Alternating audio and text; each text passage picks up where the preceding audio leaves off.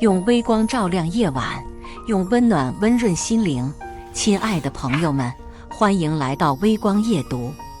我是霍景耀的妻子，嫁给他的时候，只知道他年少有为，不知道他心有所属。爸妈仗着多年的合作，用上亿的生意逼他娶我，他娶了，却整整3年没碰过我。3年后，他的白月光回来了。他喝得酩酊大醉，把我压在床上，拖着我的衣服，却满口叫着白月光的名字。我才知道，原来爱一个人的样子是藏不住的，不爱一个人的样子也是藏不住的。他不爱我，千真万确，我彻底死心，离开了他，可他却疯了。接下来开始我们本期故事，记得点击订阅并开启小铃铛。气象台主持人在播报着台风天气黄色预警，提醒市民非必要不要外出。外面风雨交加，雨打在玻璃上的声音尤其震耳欲聋。桌上的饭菜有些冷了，我坐在餐桌前，看了一眼停留在3个小时前的微信对话框，又看了一遍墙上的挂钟，有些坐立难安。已经7点半了。霍景耀说，他7点钟会到家吃晚饭的。他是那种非常有时间观念的人，说了7点到，就一定不会7点01到。更何况，今天还是我们结婚3周年的纪念日，他早早就说好了会回家陪我的，除非是遇到了什么突发的事故。我有些担心，但才晚了半个小时，我也不敢打电话问他。霍景耀是个工作狂，刚嫁给他的时候，我不清楚他的脾气，一有事情就给他打电话，让他烦不胜烦。直到后面我打电话，他再也不接。他的秘书委婉地提醒我，霍总上班时间不爱接电话，他觉得那样很干扰他的工作。我才明白过来，他是嫌我打扰到他了。从那开始，我就不敢轻易烦他。今晚是个大日子，我不想又给他打电话惹他生气。今晚是我们领证3周年的纪念日，而且我还有一件事要跟他说。我拿起手里的东西看了又看，舍不得放下，嘴角勾起来的笑压也压不下去。那是显示着怀孕早期的验孕棒。我跟霍景耀有孩子了，结婚3年，他从来没碰过我。直到半个月前，在他父母急着抱孙子的施压下，我们才发生了第1次关系。就那一次，就让我心想事成，有了属于我们2个人的孩子。今天下午测出来怀孕之后，我几乎是迫不及待地给霍景耀打了电话，但他没接，只是很快回了一个在开会。我就想，这样的惊喜还是留到晚上跟他说比较好。不知道他知道这个消息会不会高兴，不知道这个孩子是男孩还是女孩，是像我还是像他。我打开手机又看了一下，霍景耀还是没有消息或者电话过来。墙上的钟时间已经指向了7点45。我努力压制住欣喜与担忧交加的心情，把验孕棒包好，塞进口袋，站了起来，走到镜子前，仔细整理了一下自己的妆容跟头发，直到全身上下一丝不苟，我才安心地坐下。外面狂风暴雨，横行肆虐，像我的心情一样难以平静。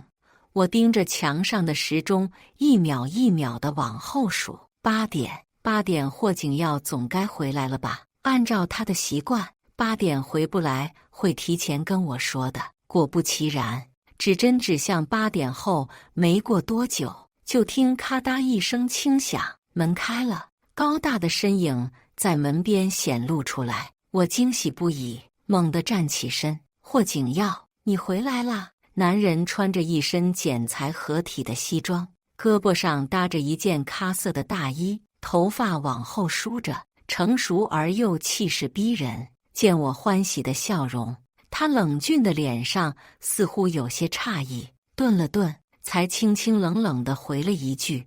随后他转身露出了身后的女人，这是乔露。她背后的姑娘歪着头，伸出手跟我打了打招呼，脸上满是笑容。Hello， 苏沫，很高兴认识你。她笑得很好看，脸上有2个讨巧的小梨窝，头发湿淋淋的，却不显得狼狈，反而只能想到清水出芙蓉这个形容词。几乎是一瞬间，我就把我能想到的所有美好的形容词都套到了她的身上。阳光、活泼、可爱、有生命力，是我最想成为的样子。乔露，我嘴里轻轻念了一下这2个字，浑身控制不住地抖了一下，脸上笑着的表情也变得僵硬起来。我下意识地把攥着验孕棒的手躲到了背后，扯着嘴角，强迫自己看向乔露。你好，乔露。这是我第一次见乔露，但我认识她已经超过3年了，因为我如今霍太太的生活就是从她那里偷来的。嫁给霍景耀之后的这3年，我听了无数次乔露的名字。霍景耀的兄弟们都说，要是乔露在，霍家太太这个位置怎么会被别人抢了？要不是乔露出国了，某些人能仗着生意合作强迫要割娶她吗？他们喜欢乔露，他们讨厌我。虽然每次这种话说出来之后，他们都会被霍景耀骂上一句闭嘴，但在霍景耀听不到的背后，他们阴阳怪气地对着我说了无数次。在他们嘴里，我就是个趁虚而入偷了乔露男朋友的小偷。要是乔露在，我就是死在霍景耀面前，他都不会多看我2眼。乔露跟我就是云泥之别。霍景耀眼睛出问题了，才会找我这么个货不对版的替身。我仗着我家跟霍家的生意合作，才逼霍景耀娶了我。等我家生意没了，我一定会被扫地出门，等等等等，数不胜数。我嫁给霍景耀的时候，并不知道他心有所属，我只以为我爸妈说有个合作伙伴家的孩子要介绍给我，这个介绍是经过他同意的。等我知道我是抢占了乔露的位置的时候，已经晚了。现在正版来了，我这个盗版似乎就可以退位了。我接过霍景耀手里的大衣，僵着身子把2人迎进来。霍景耀顺手接过乔露手里抱着的湿透的衣服，递到了我的手上，扶着乔露进了门。我这个时候才注意到，乔露一瘸一拐的，似乎崴了脚。霍景耀细心呵护着她坐了下来，又叫阿姨去把乔露以前留在这里的衣服拿1套过来换上。安排完，他还不放心，亲自蹲了下来，查看乔露的脚脖子，左按右按，按了几下，才机不可闻地叹了口气：“你怎么总是这么马马虎虎的？什么时候才能照顾好自己？”乔露抬着脚，嘟着嘴，嘴里胡乱回着：“谁一辈子不崴几次脚了？你霍景耀就没崴过吗？”他语气骄纵，丝毫不担心会惹霍景耀生气。霍景耀也果真没有生气，只是无奈地看了他一眼，又低头研究他的伤势了。我抱着湿衣服站在旁边，无所适从。阿姨拿了红药酒过来，霍景耀又替他抹上药酒，揉了一会儿，一个人数落，一个人还嘴，2人旁若无人的亲近，让我如坐针毡。嫁给霍景耀3年，他从来没对我这么亲近过，即使是我们身体接触最亲密的那一天，他的眼神也是冷冰冰的。我扭头看向旁边，是我准备了一天的东西，餐桌上精心布置的花朵，一早就开始准备的精致的饭菜，还有摇曳着的昏黄烛光，似乎都在嘲笑我。喂，小偷，你偷了别人的生活这么久，该还回去了吧？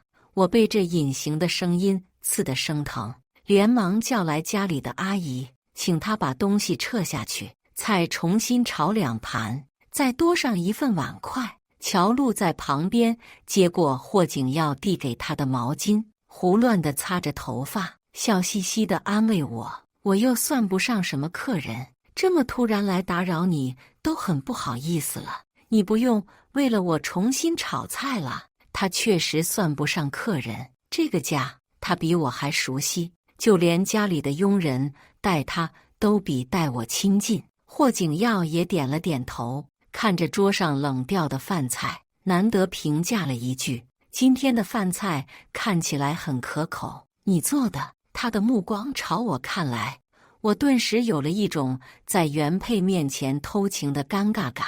我瞧了一眼大大咧咧凑上前的乔露，低声应了一句。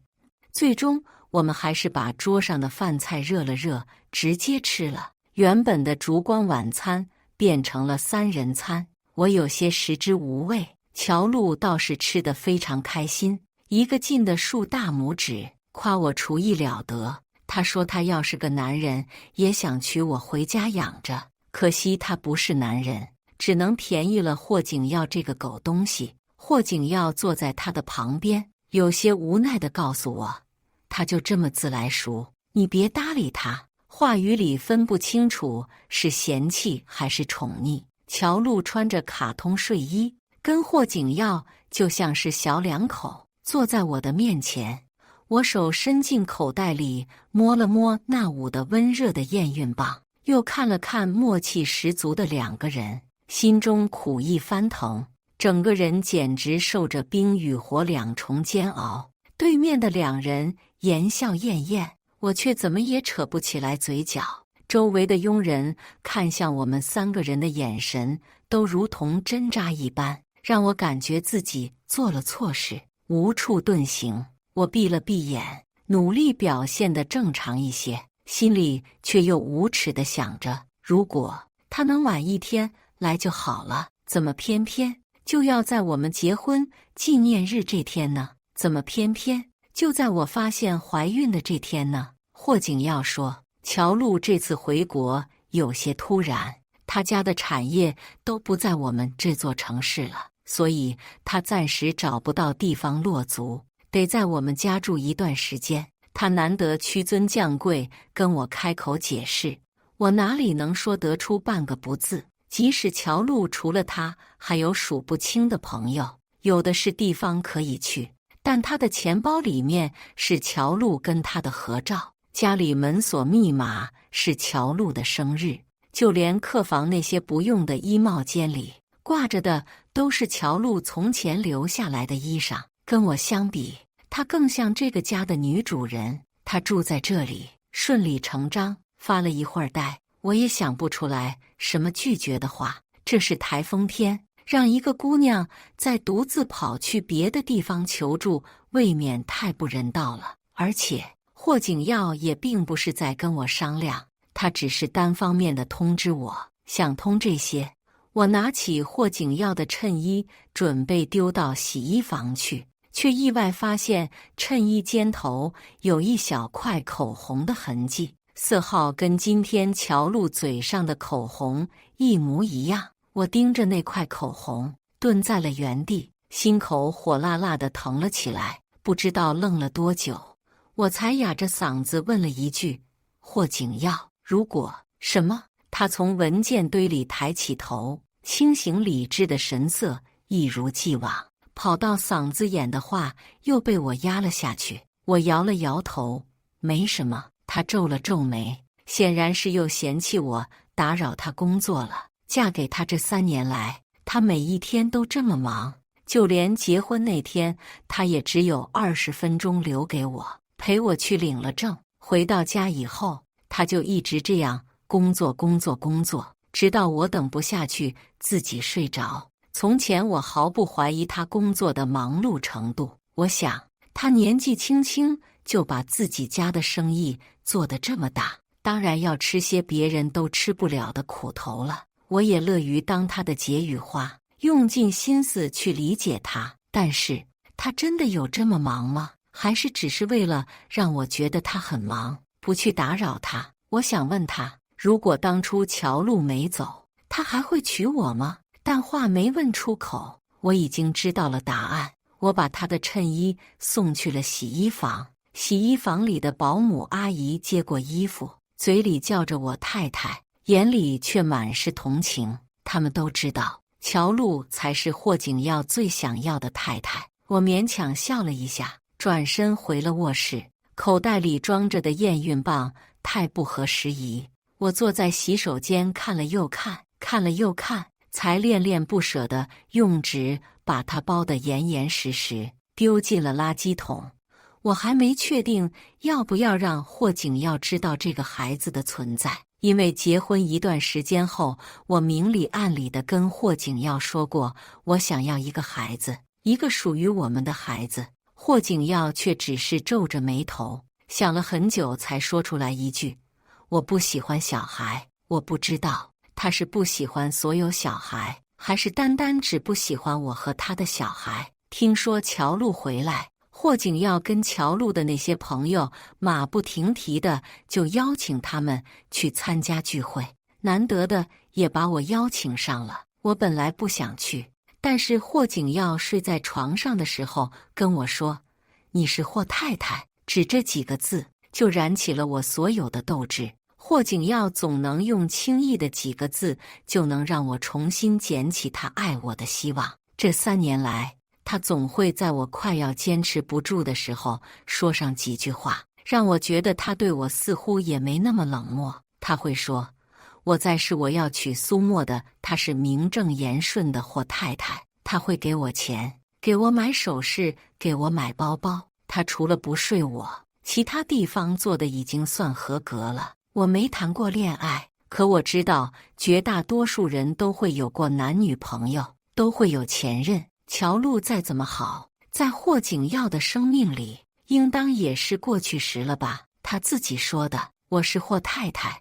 我这样安慰着自己，我强迫自己忽略了他和乔璐的亲近与默契，也强迫自己忘记了他衬衣上斑驳的口红印。出发的时候，乔璐站在车前面，为难地看了一会儿我们，然后像是下定什么决心一样，走向了副驾驶。司机惊讶地说了一句：乔小姐，你不是不习惯坐副驾驶吗？霍景耀也似乎突然想起什么来，他叫住了要坐上副驾驶的乔璐：你坐后面。说完又转头看向了我：你去坐副驾驶吧。乔璐站在那里状似为难，这苏沫会介意的吧？不会。霍景耀言简意赅，其实我还挺介意的，所以我站在原地不愿动弹。我不明白，他不能坐副驾驶，霍景耀也不能坐吗？为什么一定要他们2个人凑在一起？霍景耀看我不动，又皱起了眉，催促我要迟到了。他的脸上是显而易见的不耐烦。一时间，我只觉得一股羞耻感从尾巴骨直冲到天灵盖上，顾不得自己跟乔璐的脸色，径直走到副驾驶坐了下去。乔璐咬着唇，被迫跟霍景耀挤在了后座。车内一时尴尬，躁动与平静交加。尴尬的是我，躁动的是乔璐，平静的是霍景耀。车开出去了很久，那股被霍景耀当面表现出对我的不在意跟不亲近的羞恼才慢慢平复了下来。不过就是一个座位而已，难道要为了一个座位就认定他不爱我？要因为一个座位就闹离婚吗？我慢慢的又说服了自己，只是一个座位而已。一路上，乔璐很是兴奋，话很多。他说起他们2个人的初见，说起当年读大学的时候一起做的疯狂事，说起他们共同的好友。霍景耀有一搭没一搭的应着。他口中的霍景耀开朗、冲动、阳光、贪玩，和我认识的霍景耀很不一样。从我们再见那时候开始，霍景耀就已经成为一个冷漠沉静的工作狂了。2人的声音此起彼伏，冲淡了一开始的尴尬。我默默转头望向窗外，格格不入。聊着聊着，不知道怎么扯到我们身上来。乔璐趴在车椅上，满脸好奇地问我：苏沫，你跟霍景耀是怎么认识的呀？我张了张口，还没说话，霍景耀就突兀地插了进来：有什么好说的？到了，下车吧。我回头，霍景耀的脸色不是很好，或许是想到我爸妈逼他娶我的事情了吧。这样的事情确实没什么可说的，可我们认识，明明是很多很多年以前了。乔璐和霍景耀的朋友们关系都很好，他们一群人认识快10年了，感情不是我这个外人能插进去的。我早就已经预见到我的难堪了，只是霍景耀想我来，我就会来。到了聚会的地方之后，那些人一个个喜笑颜开来，抱了乔璐，嘴里还念叨着：“你这家伙说走就走，也不知道我们耀哥这些年过的什么日子。就是，你也太狠心了，出个国又不是死了，直接把我们联系方式都删了，什么意思？今天你必须要给我们赔礼道歉，特别耀哥，你都不知道，你走了以后他……”话说到这里，那个人才像是突然发现了我，话头戛然而止，然而看着我的表情满是不屑，还冲乔璐努嘴，示意他看向我这个小偷。乔璐笑嘻嘻地说着：“我飞黄腾达了，还认你们这些家伙干什么？我都回来了，小的们还不好好把握这个机会，给你们陆姐敬酒。”众人哄堂大笑，一个个端起酒杯要来灌他。一群人借机还玩起了真心话大冒险。我被他们挤开，坐在了人群的最边缘，被当做了隐形人。看着人群中的乔璐，说我不羡慕是假的。嫁给霍景耀3年，我自认为没做过什么令人讨厌的事情，但是却一直不受他们待见。反观乔璐，在一群喜笑颜开的人里面如鱼得水，像一个众人娇宠的小公主。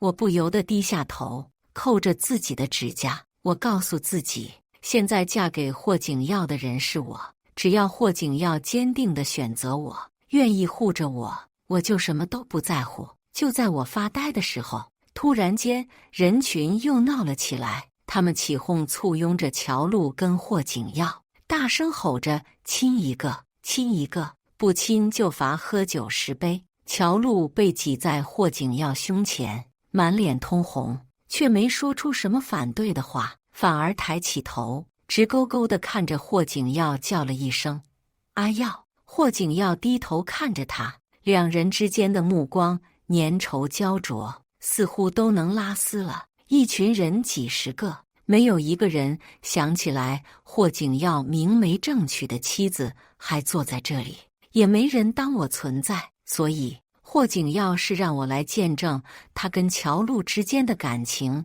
有多好的吗？我突然觉得喘不过气来，再多看下去1秒，我就怕我窒息死在这个地方了。来不及多想，我就颤抖着手胡乱抓起自己的包，起身狼狈地出了门。回到车里，司机见到我一个人回来，满脸惊讶，但我也没什么心思跟他解释，我只是把自己埋在围巾里，像一个缩头乌龟一样，沉默着看向车窗外，一颗心依然剧烈地跳动着，眼眶酸软，无边的痛苦与委屈几乎都在一瞬间袭来。是霍景耀愿意娶我的，可罪人却成了我一个。我也不想当别人感情里的绊脚石，可是明明是我们2个先认识的呀，明明是霍景耀说等他长大了他要娶我的呀。他不喜欢我，为什么要背着崴脚的我去医院？为什么要把我的发圈套在他的手腕上？为什么要送我他妈妈的平安扣，说让我长大了给他做媳妇？为什么要和我一起脱了外套给小猫躲雨？为什么要2个人约定长大以后在这个城市再见？为什么长大以后再见到我认出了他，他认不出我？为什么没认出我他还愿意娶我？为什么他给我的平安扣出现在乔璐身上，他就会把乔璐当作我10分钟能得到一个人所有消息的霸道总裁，却会因为一个信物认错人10年都不知道？霍景耀的这些朋友无数次向我说起霍景耀当年去外地跟乔璐认识，给了乔璐1块玉佩， 10年后两个人重逢并相爱的故事。可是明明我才是这个故事的主角呀！可惜我张口跟霍景耀解释的时候，他却是一句“我很忙，你没有特别重要的事情就别打扰我”，就把我的话堵死了。回忆起过往，一串冰冷的眼泪从我的鼻子滑落到手背，我扭过头，胡乱擦掉，尽力想在司机面前维持着体面。余光却看见会场角落，两个人相拥在一起，矮的那个踮起脚，抬起头亲向高的那一个，高的那一个穿着我闭上眼睛也能回忆起所有细节的西装，那是我去请人上门专门定制的。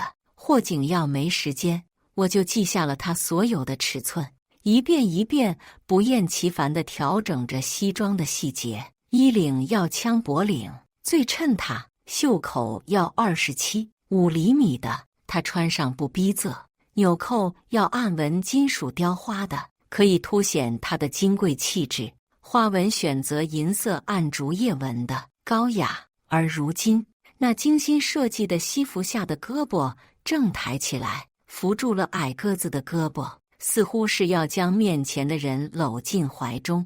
光影打在他们的身上，像是天生的男女主角一样，般配无比。司机突然发动了车，他说：“太太，我送你回家吧。”大叔这3年来一向冷漠的嗓音，罕见地带了温柔与怜悯。我心头一震，扭过头看向满脸同情、紧紧抿着唇的司机大叔，终于再也抑制不住满腔的委屈，哭了出来。霍景耀回来得很晚，和乔璐两个人都喝得烂醉如泥，在司机大叔的搀扶下进了门。阿姨们手忙脚乱地给他们收拾着，我站在一旁，眼睛红肿，还没收拾好自己的情绪。我不知道和一个不爱的人在一起是种什么体验，可是看到乔璐回来前一丝不苟的霍景耀，和乔璐回来后突然间会数落人、会喝醉的霍景耀，我似乎都能体会到他的痛苦了。这3年婚姻，我满腹委屈，他也日日痛苦吧。如果不是我爸妈在他的婚姻上面横插一脚，把我塞了进来，他跟乔璐青梅竹马、金童玉女的感情，说不定早就修成正果了。现在看来，我们谁都没有在这场婚姻里面占到便利，心口仿佛被千斤重石压住，缠绕着难过与怜惜，压得我全身生疼。我合了合眼，忍住酸涩，不再看狼狈的两人，径直转身回到了卧室。躺在床上的时候，许久都睡不着，眼里却控制不住的又蓄起了眼泪。我记得我2年前摔断胳膊的时候，给霍景耀打电话，他没接。后面回家看到我的手缠着绷带，他才轻描淡写地问了一句：“严重吗？”我摇摇头，他就再也没有过问过了。可乔璐微了一只脚，一点都看不出来红肿。他却给他又搓又揉，说他马马虎虎的时候，语气里都是心疼。我也不习惯坐副驾驶，因为小时候出过车祸，我坐副驾驶的时候就总是胆战心惊，生怕被车撞上来。可他为了乔璐，把我赶去了副驾驶。他朋友说我是小偷的时候，我每一次都很难过，很难过。可每一次都会因为他简简单单一句闭嘴而又说服自己，看他是护着我的呀。但如果被说难听的话的人是乔璐，他会像乔璐口中年轻时候的他一样，冲上去就跟别人打在一起的吧。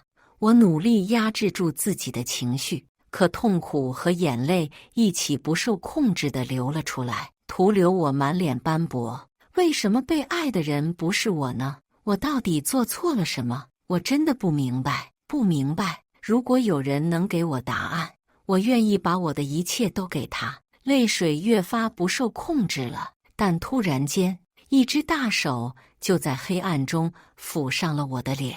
男人醉意十足的声音里带着疑惑和不解：“甚至还有几丝罕见的温柔。你哭了，我被吓了一跳，还没来得及反应，就有温软的东西贴上了我的唇，男人的身躯也随着附了过来。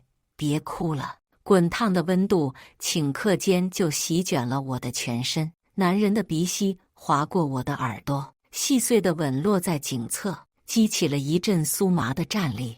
我脸上的泪还没干，却已经被迫与男人唇舌交融。窗外投下暧昧的夜色，身体里的空气越见稀薄，带来一阵阵天旋地转的晕眩。霍景耀轻轻吻上我的额头，接着是眉心、眼角、鼻尖，再缓缓落在我的嘴唇上，极其珍惜爱怜的模样。这样一个人，真的不爱我吗？刚刚在一遍遍对比中树立起来的尖刺与防护墙，就在这顷刻间崩塌。我情不自禁地伸手揽住了男人的腰，爱我吧，爱我好不好？霍景耀。男人如我所想，将我搂得很紧，一遍遍亲吻着我的脖颈。他的动作急切而又炙热，带着些说不清道不明的情绪，铺天盖地地向我袭来。我几乎要在他的急切中找到他爱我的证据了。可就在千钧一发的时候，霍景耀却突然猛地推开了我。呆怔的我耳边突然传来了男人模糊不清的呢喃：“不要，乔路。”窗外突然炸起了好大一声惊雷，小腹隐隐作痛了起来。我赤裸裸躺在床上，扭过头看向窗户，那旁边摆着的花是乔路爱所以霍景耀也爱的杜鹃花，那窗帘是乔路喜欢所以霍景耀也喜欢的蓝色。这屋子我住了3年，却处处都留着乔路的影子。我早该明白，他从没爱过我。霍景耀醉得太狠，很快熟睡了过去。我摸着自己依旧十分平坦的小腹，却仿佛一瞬间心如死灰，再也哭不出来。爸爸妈妈为我筹谋了一场好婚事，可惜我不争气，怎么也得不到这个男人的心，还把自己伤得支离破碎。可怜我的孩子，还没出生就快没有爸爸了。我很期待有一个属于我们俩的孩子的，但这个孩子他或许从来没有期待过，甚至可能还会觉得他只是一个麻烦。小腹依旧痛着，我躺在床上，就这样木木地看着天花板，几乎睁了一夜的眼，毫无睡意。直到天色将明的时候，我才起身，安静地穿好了衣裳。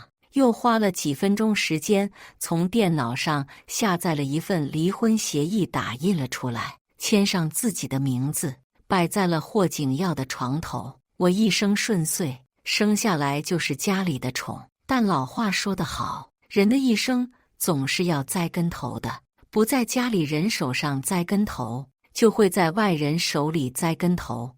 我栽了一个很大的跟头，还栽了整整3年，也不愿意把自己拔出来。但是如今，我不愿再栽了。我收拾东西去了医院，医生说，我肚子里的孩子现在还只是个1厘米左右的小孕囊。如果我真的不想要的话，可以吃药药流，对身体伤害稍微小一些。我领了药出来，坐在椅子上，却又犹豫了起来。我真的不是那种心性极其坚定的人，我话不多，眼窝子浅，又容易心软，又容易多想。过往无忧无虑的日子把我养成了这个鬼模样。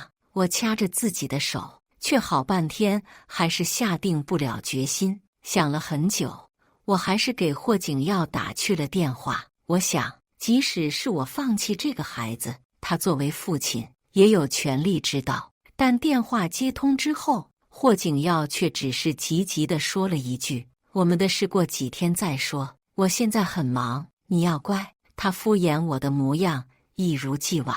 他摸过我的头，说过要我乖一些，夸我做的饭好吃，偶尔还会看着我发呆。我将这些一丝一毫不显眼的幸福捡起来，极力放大。但是幻想终究是会破灭的，不爱就是不爱。演不出来，装不出来。爱一个人是藏不住的，就像他对乔璐那样。霍景耀说完这一句，就自顾自地挂断了电话。我闭上眼睛，想了很久很久，终于还是颤抖着手举起了那片药。然而就在我抬起手的时候，却突然听到了一个熟悉的声音：“别怕，我会陪着你的。”我抬头，霍景耀出现在拐角处，难得衣衫不整，皱皱巴巴的，像个落魄的流浪汉。他脸上一向从容的冷漠被焦急担忧取而代之，竟然有些滑稽。躺在病床上的乔璐被护士们往前推着走，他伸出一只手紧紧拉住霍景耀，委屈地叫了一句：“阿耀。”霍景耀连忙牵住了他的手，只那一秒，我就觉得小腹传来了锥心的疼痛。周围路过的护士瞧了我一眼，顿时大惊失色：“谢，你怀孕了，快来人，这里有个病人大出血了。”我眼睛死死地盯着霍景耀的身影，看他轻言细语安慰乔璐，看他攥着乔璐的手说会一直陪着他，两人亲密无间。我以为提出离婚以后我就能心如止水，但是看到如今的景象，我的心还是控制不住猛地收缩起来，胸口发出一阵一阵尖锐的疼痛。我伸手摸着心脏的位置，大口大口地喘气，一连串的泪珠不受控制地落了下来。为什么？为什么？为什么我永远都没有乔璐重要？为什么不爱我却要娶我？娶了我却不对我好？到底是为什么呀？我已经不知道理智是什么，痛苦是什么了。我只知道我头晕目眩，眼前一圈圈发黑。昏迷前，护士问我：“你的家属呢？”我心如刀绞，用尽全力摇了摇头：“爸爸妈妈现在在国外，我在这个地方没有家属了。”在醒来的时候，周围十分安静，只有机器的声音滴滴滴地响着，十分闹腾，眼皮十分沉重。我睁眼勉强看了看，又闭上了眼，耳边却传来亲昵的一句：“苏沫，你别装作没看见我呀。”声音十分熟悉，我费力地睁开眼，看见从小一起长大的发小孟佳泽坐在我病床的另一侧，手里拿着个削到一半的苹果，正笑盈盈地看着我，小腹依旧在隐隐作痛。我吃力地环顾了一下四周：“你怎么在这里？”孟佳泽继续削着苹果，苹果皮长长的打转成一圈一圈的，他倒不停，嘴巴也不停。我今天刚到这边，想给你打个电话，一起吃顿饭，叙叙旧。谁知道接电话的是护士，他们说你大出血了，在抢救，让我赶紧过来，差点没把小爷我给吓死。还好还好，你这家伙福大命大，没啥事。叔叔阿姨去国外了，一时半会儿也赶不回来。你说说你呀，怎么把自己折腾成这样？我抿着唇，不愿意提起这些日子发生的事，他却又突然义愤填膺了起来。还有你那老公，什么狗玩意儿？叔叔阿姨千挑万选，就给你选了个这种狗东西。护士吐槽了好几遍，说给你老公打了10几个电话，但一直都打不通，没人接。他生意这么忙，忙到自己老婆都进抢救室了，他还连个电话都没时间接，真他大爷的无语。等我见了他，看我不把他狠狠揍一顿，又被别人戳破我不被爱的现实，再想到昏迷前的那一幕，我只觉得小腹又痛了起来，嘴唇都被咬出了血腥味。过了好一会儿，我才尽量平淡地说出了一句：“我已经跟他提离婚了。”孟佳则神色一顿，一时间也说不清楚脸上的表情是心疼还是懊悔还是欣喜。他给了自己一巴掌：“瞧我说这些干嘛？你结婚以后就没见过你，现在看你简直瘦了好多。等你病好了，我带你回我家，让我们家王妈给你好好补补。你最喜欢王妈做的狮子头了。”这几年你没去，王妈一直惦记你。王妈还说，她再做几年就退休了，不知道还能不能再见到你了。记忆当中，一个胖胖的、和蔼可亲的阿姨的形象浮现在了我的脑海里，我却提不起心情。算了，等我身体好点了，我就去我爸妈那边了。他们说那边天气好，适合养老，我想去陪陪他们。孟佳则连连点头。我家那2个也想找个地方养老了，我看跟你爸妈凑一堆正好，他们打麻将都不会3缺1了。想到以往打牌吵得脸红脖子粗的2家老人，我努力扯起嘴角笑了一下，小腹的痛感消失了，应该是麻药的效果。我不知道孩子还在不在，但这种事情也不想通过孟佳则知道，所以我没再说话，默默摸着被包裹的严实的肚子，胡乱猜测着。孟佳则很快削完了手里的苹果，却没有给我吃，只是自己咬了一大口。苹果的清香在空气中弥漫开来，我咽了咽口水。孟佳则连忙解释，不是我不给你吃，医生交代了，你现在只能吃点容易消化的流食。你饿不饿？饿的话，我给你去弄点米汤来。我点了点头。孟佳则放下手里的苹果就出去了，但这一去就很久没有回来。就在我都有些着急，想给他发消息问问他去哪了的时候，他却咬牙切齿地端着一碗米汤进来了。他的额角挂了彩，嘴角也有些红肿，我一眼就看了个完全，不由得好奇，你怎么了？他气冲冲地回了一句，被狗咬了。我一愣，他看到我的脸色，又连忙缓和了语气，就是刚刚跟人发生了一点小冲突，问题不大。这个混世小魔王一向让人操心，只在我面前的时候收敛一些。我叹了口气，劝他，你都老大不小了，别再那么冲动了，叔叔阿姨会担心你的，你要真伤到了人或者被人伤到了，可怎么办？孟佳则低眉顺眼的给我喂着米汤，被我教训，有他瞎胡闹的陪着，我的心思被分散了不少，渐渐平复了下来。孩子没了，医生们说我这次身体受损严重，让我养几年再要孩子。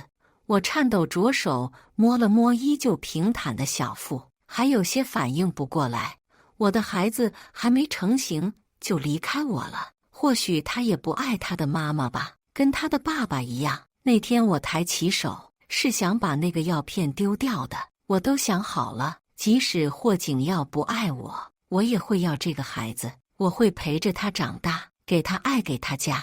我绝不会轻易放弃我的孩子。可惜命不由我，眼睛苦涩，似乎再也流不出泪来了。我摸着肚子闭上了眼睛，试图遗忘这3年以来的所有事，可痛苦却像潮水一样一波一波地袭来，几乎要把我淹没到窒息。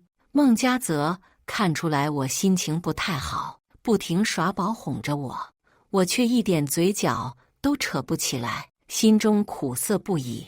在医院住了近10天，才慢慢收拾起了心情，恢复得差不多了之后，我才在孟佳则的精心包裹下出了院。他不知道在哪里听到了那些老阿姨说，我这是坐小月子，必须得注意保暖，不然以后身体会不好的。我没力气，也只能任他在10多度的天气里把我裹得里3层外3层，扶着出了门。但冤家路窄，刚走到医院门口，我就一眼瞧见了陪着乔露的霍景耀。见到我们2人，霍景耀脸色突变，他没了绅士风度，急急地走到我面前，一把拉开了孟佳则扶着我的手。我被拉得晃了一下，差点摔倒在地上。霍景耀却只是一把拽住了我的胳膊，一双眼睛冷冰冰地盯着我。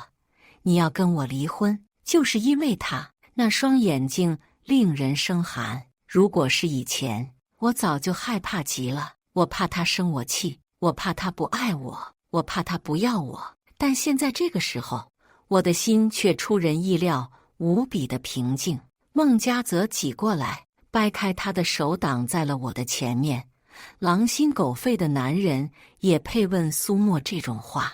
你质问他之前，先把你旁边那个女人解决了好吗？霍景耀看了他一眼，眼里怒气滔天。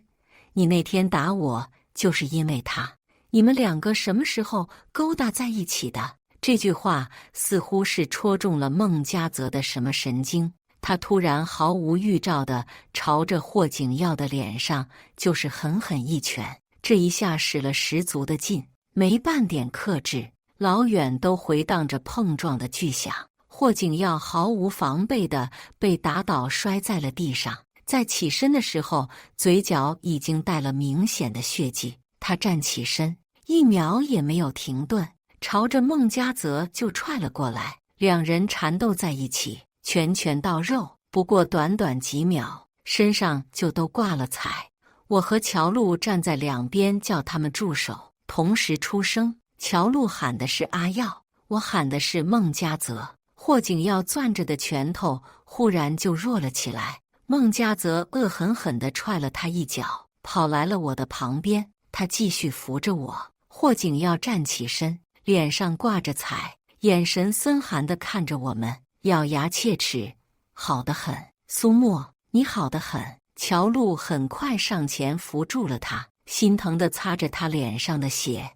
阿耀，我不愿再看。闭了闭眼，我说：孟家泽，带我走。孟家泽轻轻应了一声，坚定地扶着我的臂膀，带着我走了出去。走到出口时，后面传来了霍景耀怒气冲冲的一句：苏沫，你敢走试试？我无动于衷，看着伸手为我挡住车门顶框的孟家泽，笑了一下。孟家泽，你长大了。背后的咆哮声一声声响起，可我摸了摸平坦的小腹，低下头嘲弄的一笑，都是假象而已，假装愿意娶我，假装在乎我，尊重我，假装不愿意我离开。可事实上，不愿意娶我的是他，不在乎我的是他。我离婚协议放在床头了，还不为所动的依旧是他。我的孩子没了，我对他的爱也在这3年一点一滴的消磨中消失死绝了。爸妈赶了回来，把我接回了自己家里。霍景耀不顾他们难看的脸色跟阴阳怪气的讽刺，厚着脸皮来了几次，也是难得。我爱他，守着他，希望他陪我的时候他不来，等到我下定决心要走了，他又来缠着我了。反倒是乔路给他打了几个电话，他都没接。瞧着故作风轻云淡坐在我旁边，让我别闹了，跟他回家的男人，我忍不住嗤笑了起来。霍景耀，你就那么贱吗？唾手可得的你不在意，离你而去的你又在乎起来了。你以为你现在这样说几句让我回去，就算做低服小了？你不过是受几句我爸妈的冷言冷语，还比不过我3年里经历过的1/1000。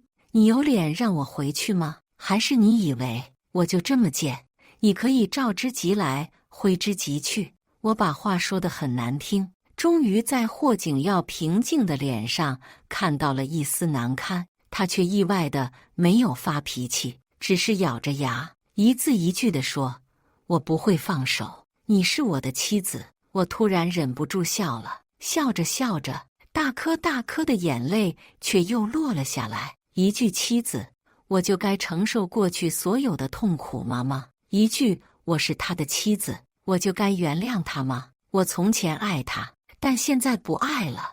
我从前感动的这句话也不足以让我感动了。为了让他更清楚自己做了些什么，我把小时候我带着他给的平安扣拍的照片给了他，把他兄弟们背着他骂我的录音给了他，也把流产单子给了他，还有许多伤害是我拿不出证据的。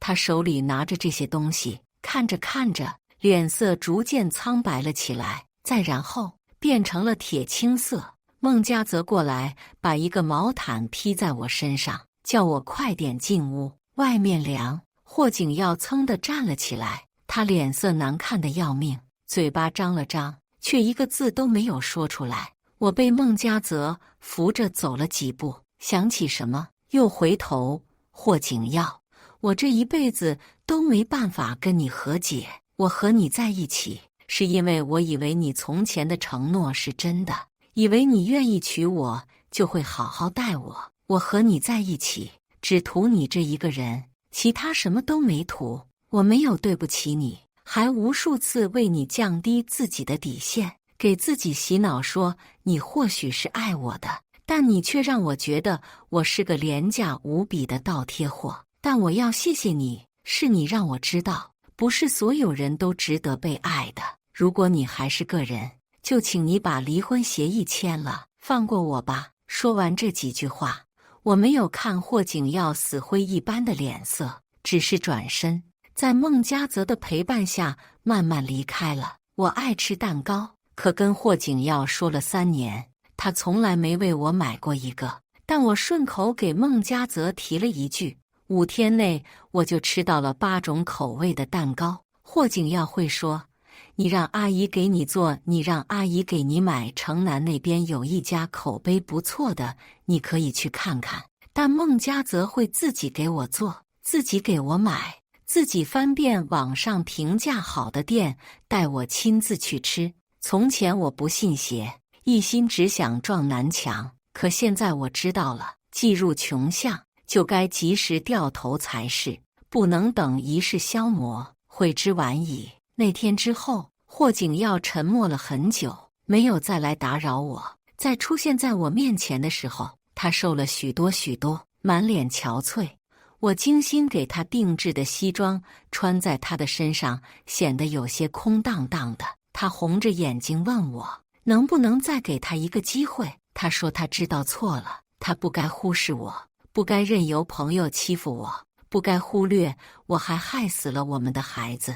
他哑着嗓子哭，像个犯错的孩子一样，反反复复地说着，对不起，对不起，原谅我，原谅我。他还给我看了他写的无偿赠与协议，将他名下所有财产都赠予了我。一向清冷理智的霍景耀头一次在我面前露出了脆弱慌乱的模样。可是钉在树上的钉子，即使拔下来也会留下难看的疤痕，就像被伤害过的我一样。我推开那沓厚厚的赠与协议，轻轻摇了摇头。霍景耀竟然流下了眼泪来，他死死地抓住我的手，哽咽着求我，苏沫，你现在再爱我一下好不好？我们2个人重新开始好不好？我一定会尽力弥补你的，你别走好不好？你以前明明那么爱我的。我慢慢挣开了他的手，指向辽阔的天边，看，大雁。他被我突如其来的话题打岔了，有些发愣地抬起头，看着一片澄澈的蓝天。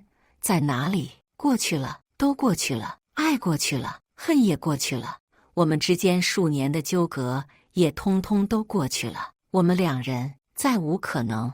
那天霍景耀站在原地待了很久很久，直到夜色来临，他才白着一张脸从口袋里掏出来一张纸递给我，苏沫，对不起。我打开，是签好了他名字的离婚协议书，皱皱巴巴，水痕累累，似乎是泪水流下来的痕迹，但我已经不会再心疼了。孟家泽走上前来，为我披上了外套，又像个老妈子一样念叨起我来，说我现在身体不好，不能再受寒了。我只觉得搞笑，突然觉得嫁给一个爱自己的人，或许会比嫁给一个自己爱的人幸福很多。番外，霍景耀说我一开始就爱上苏沫，那是假话；说我没爱过乔璐，那也是假话。一开始是因为年少时的缘分才在一起的，但是相处下来，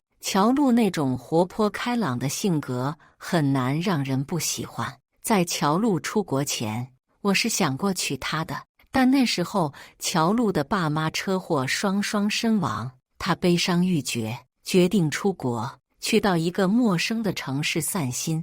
我已经到了成家的年龄了，我让她别走，留下来和我在一起，我会陪着他。乔璐却说，我们都该看看更广阔的世界，说不定我们都有更好的选择。他走后，我就带着报复的心理同意了父母的要求，娶了苏沫。苏沫跟乔璐是两种性格的人，苏沫安静，乔璐张扬；苏沫温柔，乔璐粗糙；苏沫随遇而安，乔璐野心勃勃。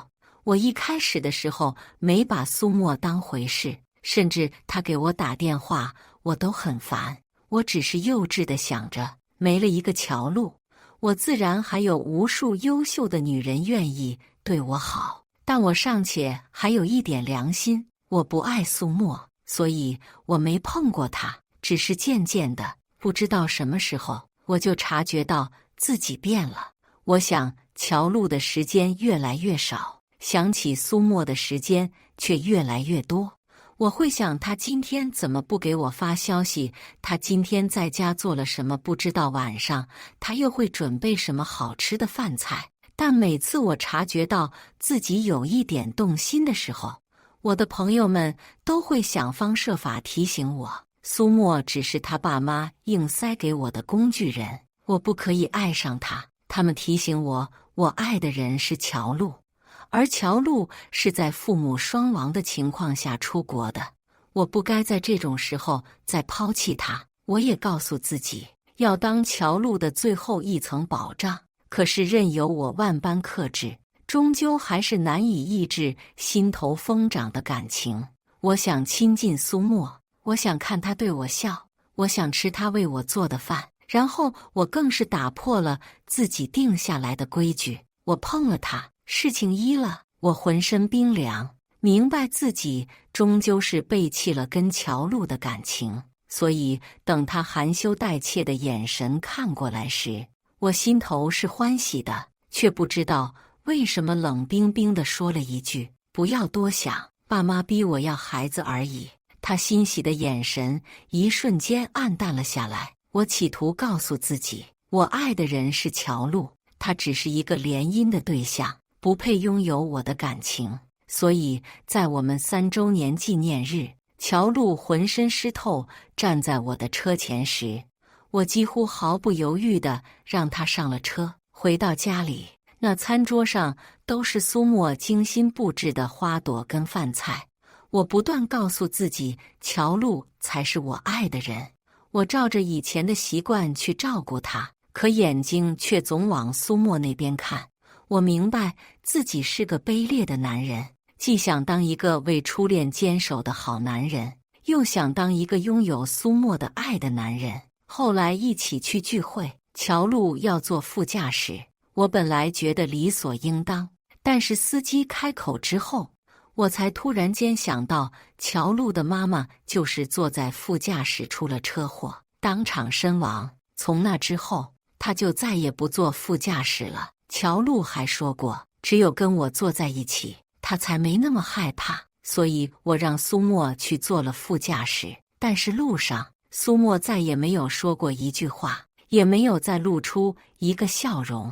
我知道的，她的委屈我都知道的，但我总想着，以后有的是机会跟她解释，有的是机会哄好她的。她是我见过最好哄的人，只要我说一句你是霍太太，她就会眼睛唰的一下亮起来。我心知肚明这些，所以我从来不太在意她的感受。其他人也有样学样，把她当做了可有可无的人。聚会上，大家把她挤到角落里，把我跟乔璐凑在了一起，怂恿着亲一个。乔璐看向我，眼神依旧那么充满爱意，但我看向她，却回忆起了她出国那天，毫不留情地说，我们都该见见更大的世界的样子。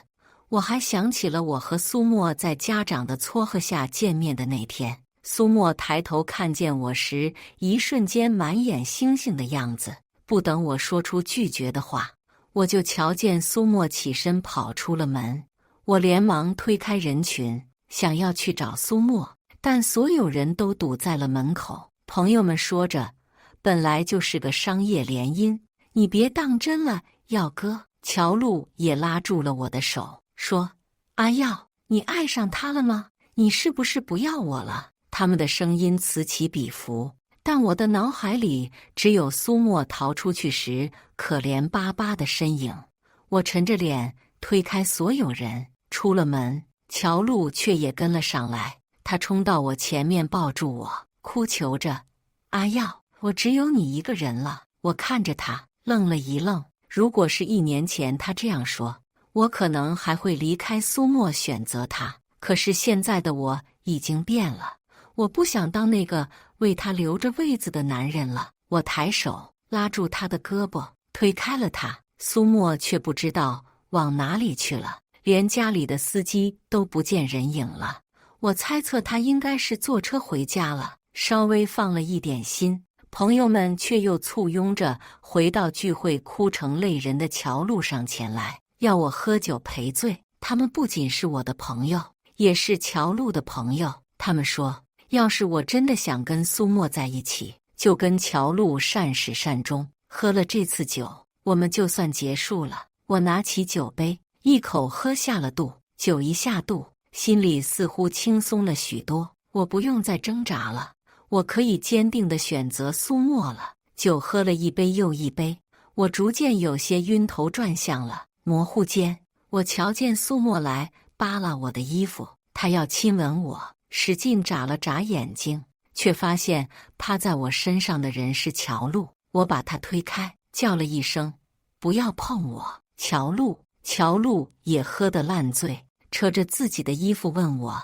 是不是他给你睡了，你就爱上他了？我也给你睡，你爱我好不好？”我摇了摇头，踉跄着脚步走了出去。司机又等在了门口，乔璐也跟了上来。后来我的意识又逐渐模糊了，我只记得我又看到了苏沫，可我担心那又是被我看错的乔璐，所以我一把把他推开，费尽力气说了一句：“不要。”乔璐。当时苏沫的表情什么样，我已经记不清楚了，只知道第2天起来的时候，床头放了一张签好字的离婚协议。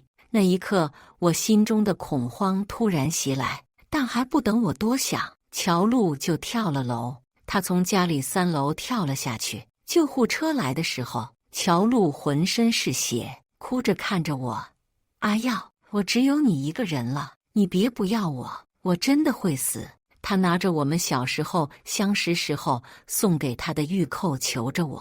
我不爱他了，可作为一个正常人，或者是作为一个普通朋友，这个时候我都该陪着他。苏沫打电话过来的时候，我担心他是想跟我提离婚，所以我随口说了几句，就赶紧挂断了电话。后来进了医院，忙前忙后，跑上跑下的，就没注意手机。等我再看手机的时候，才发现那手机上有10多个苏沫的未接来电，但我再打过去的时候，就是无人接听了。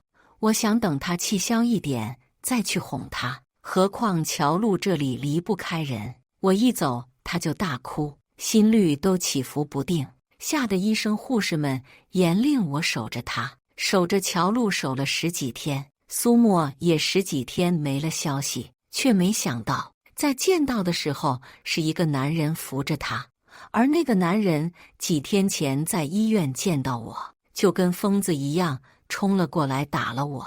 我以为苏沫是爱我的，现在却看到他跟别的男人在一起，再联想到他突然提出了离婚，我不由得气上心头，上前数落他，却因此跟那个男人打了起来。拳头落在我身上的时候，我尚且不觉得痛，可当他跟乔璐同时叫我们住手，他却只叫了那个男人的名字的时候，我顿时觉得心如刀割，浑身瞬间就没了力气。他就那样跟着那个男人走了。那天我就那样看着他在我面前离开，无波无澜，心中突然有了一种很不好的感觉，我似乎真的要失去苏沫了。可这之前的再多痛苦，都不及苏沫亲自把那些东西递给我的时候来得猛烈。1张照片证明了我的识人不清，一堆录音证明了她嫁给我以来受到的委屈，还有一个流产手术，证明了我们的孩子还没被我知道就离开了。我总算反应过来，为什么一向不怎么给我打电话的苏沫，那天为什么会有10几个未接电话？我还知道了，在我陪着乔露的时候，苏沫也在生死间挣扎。知道真相的那一刻，我的心就像是被一只无形的手捏住了，喘不过来气。我想走几步去安慰受尽了委屈的苏沫，可脚却像是在地上扎了根，挪动不了半步。他该有多痛苦啊！我的苏沫，直到那个男人护着他的身影在我的视线里消失，我才脱了力般颓然地瘫坐在了地上。离开了我，或许他会过得更好些。我这个丈夫做得太失败了。故事完，接下来是我们本期第2个故事。记得点击订阅并开启小铃铛。在跟许然谈恋爱的第5年，我突然想结婚了，但我知道他不爱我。如果不是我最初的一腔热血，死缠烂打，自认为感天动地的追求，或许我们都不会在一起。我叹了一口气，把漱口水吐出来，盯着镜子里的自己，摸了摸不知道几时跳出来的不深不浅的一条皱纹，重重地抹了很多眼霜。再胶原蛋白的脸也抵不住岁月的摧残。下午他发来微信，晚上应酬，不用等我了。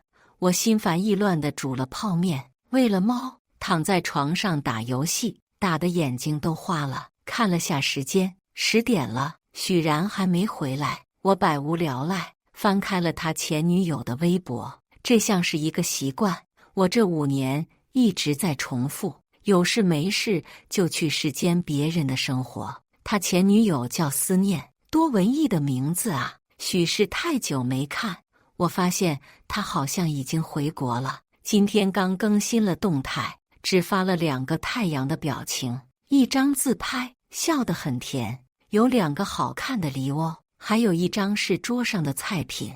我点开大图，看到了熟悉的手，上面戴着我给他买的手表，那是许然。原来今天是背着我跟前女友应酬了。我再往前翻，发现思念大概在1个月前就回来了。我心里啪嗒一声，我仔细回想着这1个月内许然的表现。他素来有应酬，我也没当回事。现在想想，不知道有多少次是在背着我跟旧人约会呢。我拨通了他的电话，喂，没有响很久，清冷的声音出现在电话那边。你在哪儿？那边有片刻的停顿，或者是没想到从来不给他打电话的我会这么直白地问这个问题。楼下了，马上上来。好，我等你。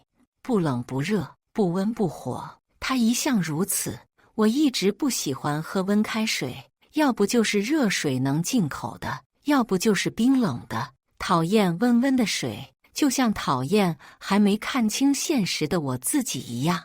我突然就厌倦了这样的生活。许然回来了，我什么都没说，他也没解释什么，就跟以往一样。我从背后抱着他，思念回来了是吗？我很冷静地问。我感受到他的背部有一瞬的僵硬。他回复：你们见过是吗？为什么不跟我说？良久，许然没有说话，我只听到了叹息声。我当然懂，这无声的叹息就是对我的回答。我只是一个可有可无的人，何必对我解释什么呢？我转过身来，突然觉得眼睛干涩，控制不住的眼泪流进了枕头里。第2天醒来时，许然已经走了。望着空空的房间，我突然觉得其实这样挺没意思的。我以为我可以装作没事发生一样的继续生活，但是我发现我做不到。我之前可以忍受我的男朋友心里有别人，装傻充愣过日子，以为时间肯定会让人遗忘一些事，但是忍受不了自己的自欺欺人。他不爱我。我叫来闺蜜琪琪和她男朋友帮我打包行李，到处都是我的东西，我都不知道自己怎么能买这么多小玩意。塞满了家里的各个角落。哦，是许然的家。整整一天，我都没有收到许然的任何消息。罢了，临走时，我把钥匙放在了玄关处，再一次地看了看这个家。猫在我身边转了转，反正也不是我的猫。我叹了口气，终于关上门走了。琪琪说我可算终于想通，不在一棵树上吊死了。我说我这是鸠占鹊巢，现在终于要认清现实，给别人让路了。琪琪为了庆祝我恢复美好的单身生活，晚上叫了一帮姐妹来帮我庆祝。可能是太久大家没一起庆祝了，大家划拳喝酒，聚到很晚，一个两个都喝得晕晕乎乎的。散场后，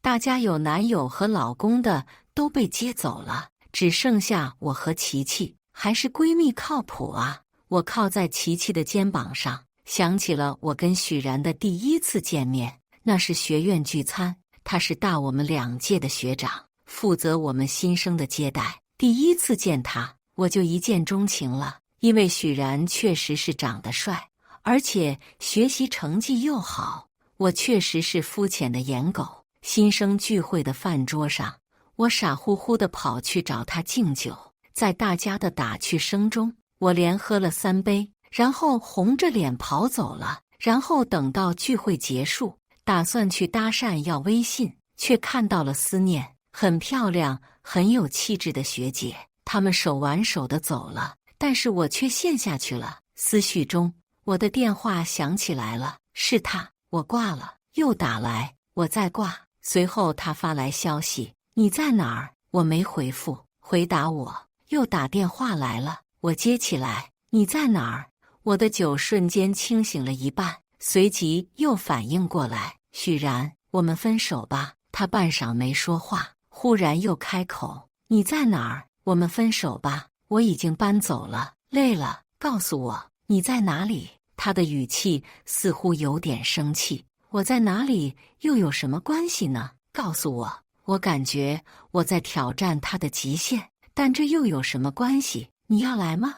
你来了也做不了什么。我冷笑，我不爱你了，我回答道。然后我挂了电话。琪琪的男朋友来接我们，回到自己的家，酒也醒得差不多了。我知道他虽然不爱我，但是对于一个在身边待了这么多年的人，哪怕是养只猫也是有感情的，就是跟养一只猫的感情一样吧。可是我不想再这么下去了，去索取一段看不到结果的感情，去讨好一个不爱我的人，付出的真心还不如去喂狗。5年，我要是再浪点，不在他身上浪费这么多时间，怕是连孩子都有了。是啊，为什么要为他而活呢？我是宵小，我得为自己而活。宿醉醒来总是头痛，我打开手机，看到只有一个未接来电，以及一条微信，别闹了，回来吧。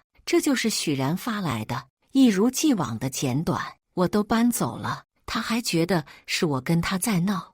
我想起了以往的很多次，每次吵架，我离家出走，他都不会来找我，因为他知道不出1天，我自己就会回去。如果超过3天，他就会发来消息让我回去。我以为他在服软，然后我就回去了。可是不一样了，我的耐心被耗完了。我前几天还想着，不如就这么吧，就这么结婚吧。我也很想安定下来，毕竟也28了，跟谁结婚不是结呢？至少找了个知根知底的。可直到思念回来，我才猛然觉得这样不行。未来几十年，我真的可以无限的去付出，去要一份得不到回应的婚姻吗？洗漱后，我照常的去上班。最近开始踏足一个新的领域，我自己加班到很晚，忙到没空看手机。等准备下班时，已经9点了。很意外，我在公司楼下看到了许然。我当然知道他是特意来的，毕竟我公司跟他的不在一个方向，是有点太阳从西边出来的感觉。萧小，回来吧。他看着我，说得很认真。有一瞬间，我感觉我看到了他眼里的不舍。思念呢？没跟你一起吗？我饶有兴致，就像在问候一个普通朋友。我跟他没什么。哦，我似乎也不是很关心。听话，别闹了。他到现在也还觉得我在跟他闹。我突然笑了起来，非常认真地对他说：许然，我没闹，我这次是认真的。我受不了了，不管你相不相信，我不想跟你在一起了。我想去找属于自己的幸福。说得很狗血。你还爱我？许然说得很轻。当然，我肯定爱你，毕竟我爱了你9年时间，所以我想分得体面一点。如果你方便，可以送我回家，但是这是最后一次了。是的，许然没有纠缠我，送我回家后他就走了。我知道他在赌我会回去。我又重新打开了思念的微博，只有一个新的表情。他的微博是一串串英文法文符号，如果没有刻意去搜索，是不会找到的。我当然记不住，每次依靠经常访问才能找到他，就觉得很无趣。我在经常访问里把我的访问记录删了，以后再也不想打开了。我知道我也很奇葩，居然能视奸别人这么久。每次跟许然吵架了，矛盾了，我就会去看看他的动态，看看他们有没有复合的可能。琪琪说我是因为没有安全感。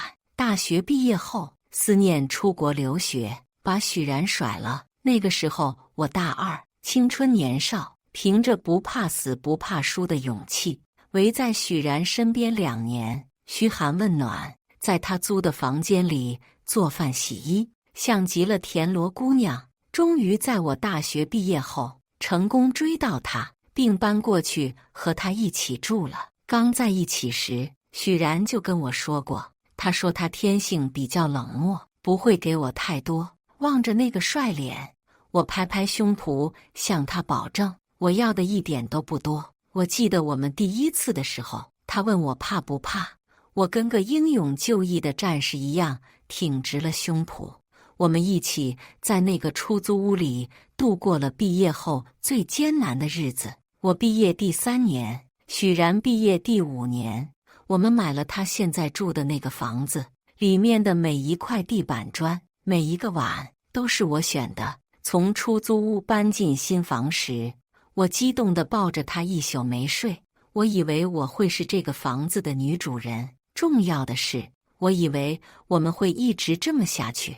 从哪里开始不对了呢？是从我生病后他一句开会在忙，还是在我差点不小心把猫弄丢后他对我生气大吼？是从每次我要他陪我看电影的不想去，还是每次出去吃饭的随便，还是明明去跟思念见面了也懒得跟我解释的冷漠？我记不清了，这些不都是常态吗？好奇怪哦。眼泪不自觉的就流了下来，但我明明一点都不想哭，这是我自己选择的，没有理由去后悔，就当是青春喂了狗吧。第2天上班时，我又看到了许然，真是好笑。我们在一起5年，他都没送我上过1次班。我没什么话想对他说，萧晓，他喊我，就几天不见，我觉得他好像变得憔悴了。我停在他面前，有什么话你就直说吧。我以为我说的已经够清楚了。我抬头看他，那是我爱了9年的眉眼。什么时候回来？我呵呵笑了。以前我走的时候，你也从来没这样过呀。这次怎么了？萧晓，我错了，你回来吧。我相信，说出这句话，他肯定是下了很大的决心。他一贯骄傲，从不在我面前认输。我没回复，径直从他面前走过，手被一下子拉住，下一秒就撞到了他怀里，抱得很紧。许然，你放开我，我还要上班，你要发疯找别人去。我低吼，没有别人。他的声音在我头上，说得很轻，有没有都跟我没关系，我已经跟你分手了。我被他抱得不能动弹，没有思念，我只跟他见了一面。我错了。我有时候觉得男人真的挺贱的，你对他热情似火的时候，他对你好像不上心，你对他不上心了，他又上赶着来找你。你送我去公司吧。老实说，我并没有因为他的表态心里有任何的波动，我纯粹是因为不想在这个时间点耽误上班时间，一路无言。以前我会主动跟他说各种鸡毛蒜皮的事，可是现在没有心情。我把这件事跟琪琪说了，她说男人就是不懂得珍惜，如果我现在原谅了他，没过多久他就会变回原样。已经下了这么大的决心要离开，没必要再去吃回头草。然后他偷偷地跟我说，他表姨的二姑妈的女儿的儿子最近刚回我们城市定居，正好单身优质，可以带我见一面。你知道的，不优质的对象我肯定不会给你介绍。我信了他的话，下班后坐同事的车走了，避免再遇到许然。我很好奇，这个800辈子没听琪琪提过的亲戚哥哥是个什么角色？他穿着简单的 T 恤，梳着干净的头发，一张娃娃脸，看起来像是个阳光少年，很明朗。我刚坐下来，他就开始自我介绍起来。潇潇你好，我是沈毅。毕竟是第一次这么正式的相亲，我还是有点略略的尴尬，赶紧跟着自我介绍起来。听沈毅说，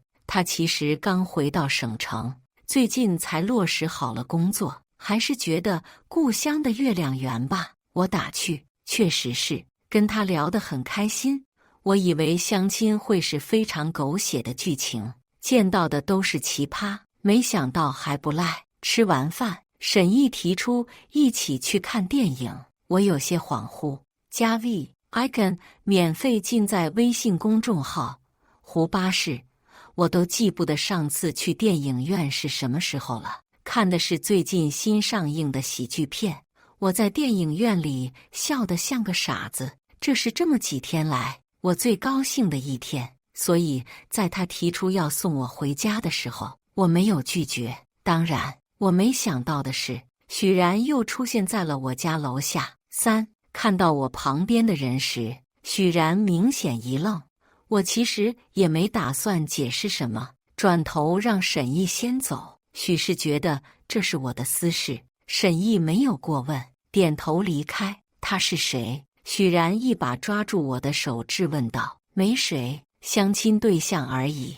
我挣脱掉他的手，就几天，你就迫不及待地去找新的人。我听出他的语气是有点生气了，我十分无奈。许然，我真的不知道你现在究竟是要干什么。我已经说得很明确了，我们分手了，我不想跟你在一起了。你看不出来吗？你别觉得那是我故意气你，真的犯不着。我只是想重新开始新的生活，我想认识新的朋友，仅此而已。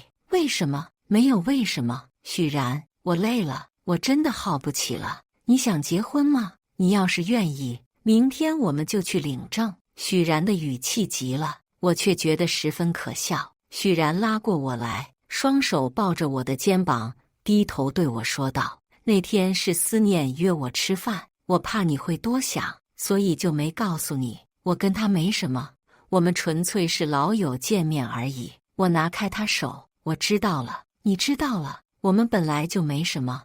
我承认那天晚上回来没有回答你，是因为我觉得这本来就是一件小事而已。说了后我们又会吵半天，我很难见到许然一口气能解释这么多，但我内心毫无波动。所以你觉得我会翻旧账吗？我一字一句地对许然说道。你错了，许然，我跟你分手不是因为思念，是因为你不爱我。许然看着我愣了愣，我继续说道：你不爱我，哪怕5年了，你扪心自问，你对我真的有关心过吗？你除了知道我大姨妈多久来以外，你还知道什么？你知道我有几个姐妹吗？你不知道，因为你从来不参加我们的聚会。你知道我最爱吃什么菜吗？你知道我最喜欢哪本书吗？你知道我喜欢哪个明星吗？还要我继续说下去吗？我从钱包里把我们之间唯一的一张合照翻出来，当着他的面撕掉。5年了，我们只有一张合照，这下没了。我转身上楼，我不知道他心里会有什么想法，我只是觉得整个人都舒畅了。很长一段时间，我都没有再看到许然，偶尔也会和沈毅相约。我把我跟许然之间的事情都跟他说过，也很自作多情地跟他说，别在我的身上浪费时间，毕竟真的忘记一个人需要时间。只是他非常大方地跟我表示，他在这里也没多少朋友，就当我是一个新的朋友而已。基于此，我也乐意带着他参加我们姐妹的聚会。琪琪也经常在我耳边吹风，说沈毅可以考虑不开启新的一段恋情，是忘不了旧的人的。我嗤之以鼻，因为我跟许然在一起时，他就跟我说过，思念是他今生挚爱，哪怕跟我在一起，心里有一个位置也会留给他。我当时大方地连连答应，生怕他下一秒就把我甩了，毕竟人都是我的了，我还担心什么？我也问过他思念出国的原因，本来他就一直有这个打算，学艺术的嘛，都想去镀个金。至于为什么出国一定就要分手，许然没跟我说，也就是带着这个疑问，我才一直是奸他。我记得我们第一次买房，为了庆祝，他那天难得的喝醉了，他扑在我怀里，抱着我说，我终于什么都有了。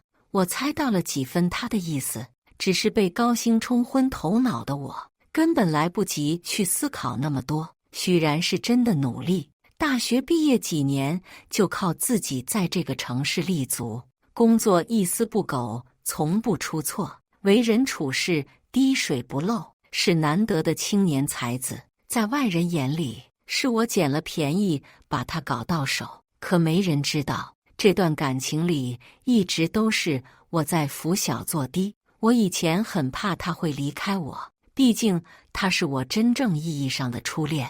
从一见钟情到他和思念分手，我等了2年，再用了2年成为他的女朋友，然后在一起5年，从18岁到27岁，我的青春都是他。我有时候也在问琪琪，男生是不是真的会被女生感动到跟他在一起？琪琪的男朋友说是，如果正好空窗期的话，是不介意骑驴找马的。虽然事后被琪琪暴打，但好像也不是没有道理。我回想我跟许然在一起的生活，同居5年，他都没有主动帮我过一次生日，偶然开心了陪我去逛逛街，我都感恩戴德。能支撑我坚持这么多年的，除了爱，还有就是不甘心。我不甘心的到手的人就那么拱手让人，我不甘心我的付出得不到回应，我不甘心我的青春因为我错误的选择而留下遗憾。我知道一个人要面对自己的不堪，要承认自己的错误有多难，但现在我终于跟自己和解了。所以在1个月后，我同意了沈毅说要不试试的提议。我很怕经过5年的捶打，我已经提不起兴趣去接受新的感情。可沈毅像是个太阳一样照亮了我紧闭的心门。他会在吃饭的时候主动安排好餐厅，他会在出去远行时制定好周到的计划，他会察觉到我的小心思、小情绪，然后给我安慰。我觉得跟他一起，整个人都变得很舒展。对，就是舒展和放松，可以肆无忌惮地跟他开玩笑，而不怕他生气，可以在他面前不用隐藏自己的情绪。但我知道，我们这个年纪了，没有谁会轻易地交付自己的感情和真心，可我们都愿意去试一试。只是没想到，我会再次遇到许然，感觉我们像是很久没见过了。他变了，瘦了，憔悴了，眼神里没有了以前的锋芒和冷静。那天我自己一个人回家，他依靠在车上抽着烟。在我印象中，他从来没有抽过烟，哪怕是应酬。他知道我不喜欢烟味，所以看到我时，他手足无措地把星火熄灭了。好久不见，我对他笑了笑，就像老朋友见面一样。他赶紧从车上拿下一本厚厚的册子递给我。这是什么？我没有接。你看看吧，想着也没什么大不了的。我接过来，翻开了第1页，那是我们母校的照片，以及我们第一次见面聚餐饭店的照片，用他给我买的拍立得拍的。下面写着年月日，然后一行小字，这是和我的第一次见面。往后翻，有我去蹲守他打篮球的照片，有我借着要资料请他喝奶茶的照片，有我们第一次确定关系吃饭的餐厅，有我们晚上去散步的街道。厚厚的手册有很多我们之间的回忆，很不争气。我的眼泪掉了下来，然后就被许然抱在了怀里。在他的吻要落下时，我伸手推开了他。我是很感动，我也没有想到在不见面的这些日子，他会一一的重走我们在一起的很多地方。这如果是放在以前，我肯定高兴地飞起。我以前觉得，如果要是哪天我离开了许然，我肯定就活不下去了，肯定是抱头痛哭，茶饭不思，无心工作，精神萎靡，哭着求着他复合，不复合就死在他家门口的那种。可在没有他的日子里，我过得比我想象的开心。连琪琪都说我比以前胖了几斤。我有时候在想，是不是我太薄情了？难道我不爱他吗？不然为什么我会这么快就愿意投入到一段新的恋情中去？最后我才发现，是因为我习惯了许然对我的薄情了，所以我也习惯了他不在身边的日子里自己给自己找乐子。我之前开玩笑地问过他，为什么要答应做我的男朋友？他说，因为没有女朋友很烦，就会有人打听、询问、介绍，影响心情，所以他是因为怕麻烦才选择了我。我相信，如果不是那个人恰好是我，他也会选择其他人。我刚毕业的时候，许然已经工作2年了，他的行业对数据要求非常高，所以他总是要高标准的要求自己，不允许自己犯错。当然，这样的回报就是他晋升很快，薪资不断在翻番。我当然心疼他，觉得他工作起来特别不要命，但他只对我说，他想尽快拥有自己的家。我当时以为那是我们共同的家，所以体贴的不想让他操心我，从不在工作时间给他发消息，在他加班时候不去打扰他，自己娱乐。在他不加班的时候，尽力为他做好饭菜，把家里打理得井井有条。可我也是一个女孩子呀，我也想要甜甜的恋爱，也想要有男朋友的疼爱，所以我推开了他。抱歉，我已经有男朋友了。我伸手擦了擦眼泪，尽力控制自己的情绪。他再一次把我抱在怀里，我不想你走，萧晓，我离不开你了。我再一次挣脱他的怀抱，可是我不爱你了。我说得很轻，没有任何的情绪。我不相信。许然的脸上出现了不可思议的表情。5年，怎么可能不爱？他问我。我笑了。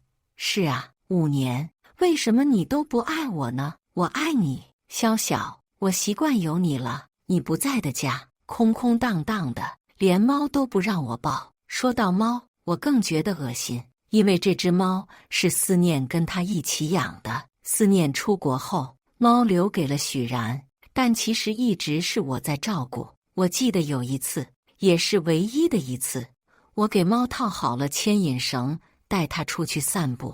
但是在我关门的时候，猫不知道是发了什么疯，突然挣脱了我的手，往楼梯间跑了去。我当时都吓傻了，我从20楼跑下去，都没看到他的踪影。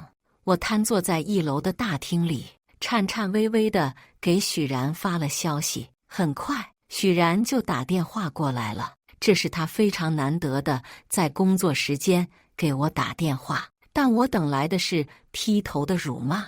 你怎么这么笨？你出门不带脑子的吗？就一只猫，你都会弄丢？你知不知道这只猫对我有多重要？”我被骂哭了，在电话这头一把鼻涕一把泪的不停道歉。他丢下一句：“找不到猫你就别回去了”，就挂了电话。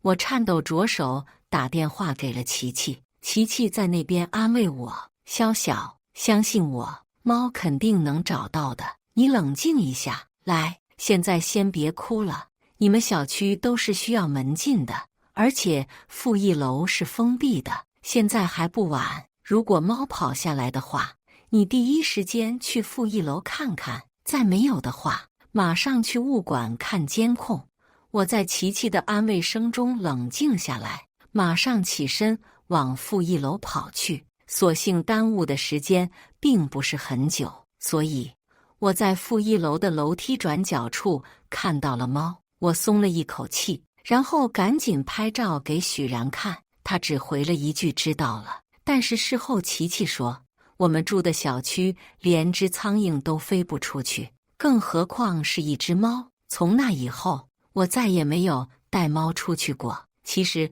我自认为是一个很冷静的人，失态是因为我当时将他的一切都看得太重了。